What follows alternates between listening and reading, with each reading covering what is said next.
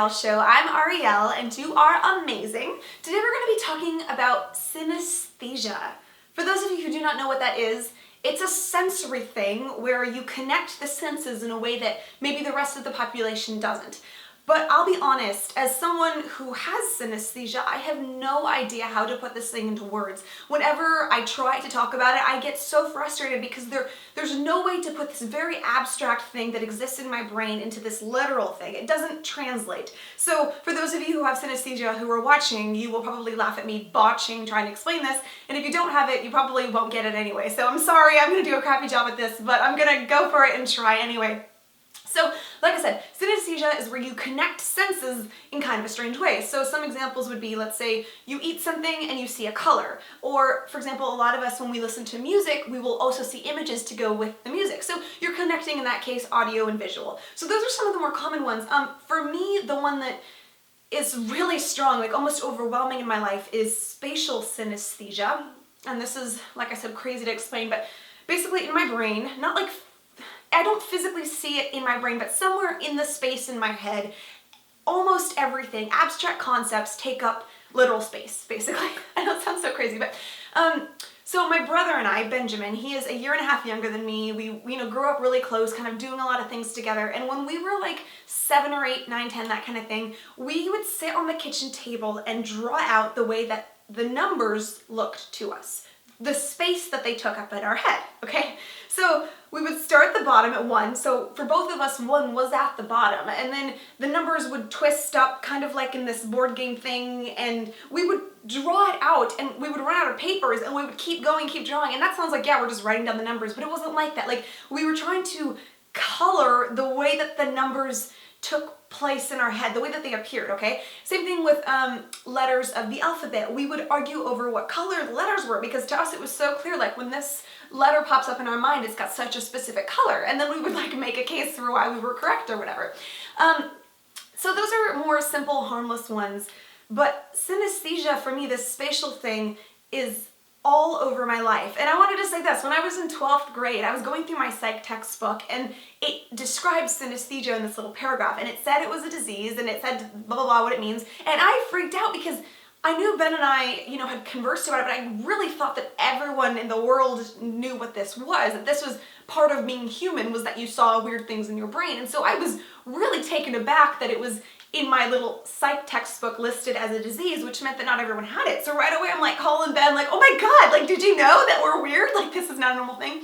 I think it might be hereditary, I don't even know, but it still does kind of blow my mind that not everybody has this because it's such a huge part of me as a person. Like I can't even imagine the brain space that I would have all of a sudden if I wasn't taking up all my headspace with this synesthesia thing. So the way that I'm going to try to describe it is kind of like the board game thing. A lot of things are like the traveling path of a board game, and it's like winding, but you know where you're at all the time on this board game. So if it's a squiggly line going like this, if I'm here, I'm very aware that I'm here. Like I could in no way ever for half a second pretend to be here. Like I'm very aware of where I am. So I already described the numbers thing, but for me, time is one of those things where like, if you tell me, oh yeah, he died in 1942, I immediately see where 1942 shows up in my personal map in my head. Like I can't hear any year without placing it automatically to where that century is, where that specific decade is, where that specific year is. And then I also see the numbers 1942 in my head because that's a more like literal thing. I think that's a little bit more common though. So I also, when I am on stage, have all of the songs that we've written somehow mapped out in my brain in a very specific way. So like, let's say for example, like Cynics and Critics, like I know where I'm at in that song, not because I'm like, okay, the next line is da-da-da-da, but no, because it's more like I am a pawn traveling along the map of this song. So like in the first verse, like I know where I'm at, and I can see some of the words on my original Evernote document when I wrote the song, and when we get to the chorus, I'm in a different place, and when we get to the second verse, I'm over here, but I always remember also that that's when we were in the studio and I was on the couch and I was thinking about rewriting the words, but I didn't. And then we get to the bridge and I always think of Adam and his comment about da-da-da, but it's not just like, oh, I think of Adam. It's like Adam is like physically there with me on the board game with me. You know what I'm saying? So it's like every single time, but I don't think about it. It's completely abstract, completely in the back of my mind. I'm never up there thinking, okay, now we're over here at the chorus. Like, it's a part of being alive for me, is knowing exactly where I'm at. So another example would be months of the year. So we already talked about time, year, like years, that's one thing, but there's a totally different map for months. And I actually drew a really quick little map of it on a napkin and threw it up online a couple years ago,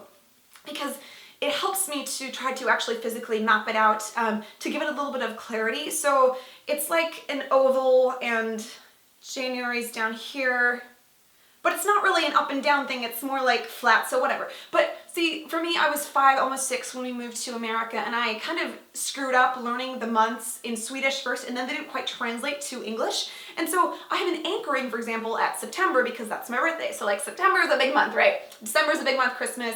I know about July because that's an anchoring because it's opposite of December, and so it anchors down the whole thing. But when we come to like February, March, April, May, there were no birthdays for me growing up in that time, and somehow moving to America, those months got lost in translation for me, and they are like blank space almost. Like I get really confused this time of year, and I don't know where I am in my own head. And it's not like super, inconvenient, but there are times when I'm frustrated, I'm like, shit, it's March. I don't even know what to do with March. Like the whole thing just overwhelms me. I don't know where I'm going with it. Days of the week. Another completely separate circle for me, and I'm always hyper aware of where I'm at. Like, it's always surprising to me when people are like, oh, it's Thursday? I thought it was Monday. I'm like, you don't know, because it's so clear to me. It's part of breathing, is knowing exactly where I am on my map. And every single day has its own color and weather and thing, personality, and that's frustrating to me because not all of them are good. So some of the days are doomed to begin with, and that sucks. So I've, over the last couple of years, been trying to journal out better personalities for the days of the week, and give them a little bit more of a kind of like romanticized version of themselves, and trying to change that. Another thing was, I never made, when it comes to age is different than all the other ones. Age ends at about 28, 29, 30. Like I never imagined much for myself as a kid past that age, so those numbers stop. And so for me that has been causing anxiety, because every year that I get older to approaching that, it's like blank space. And so I've had to try to intentionally like fill in the blanks to create those numbers, because when I look into my future, there's nothing there, and that's hard for me, that's frustrating. It messes with my head, it like confuses me. Okay, so the last example I have for you is location. I was just in Sweden, and I was so aware that I was in Sweden every fraction of a second, not because I'm like, oh look, there's that Swedish thing, but because I know where I am on the globe at all times. Like my pawn, so to speak, my little board game piece is always there, and I'm very aware of where I am in context to everything else. And so I think that's a little bit more of a common one. That one doesn't quite trip me out as much. It's actually just kind of helpful because we tour a lot. But like I always know exactly where I am, and it like seeps into the fabric of me being alive. So like, I know I'm not doing a good job explaining it. I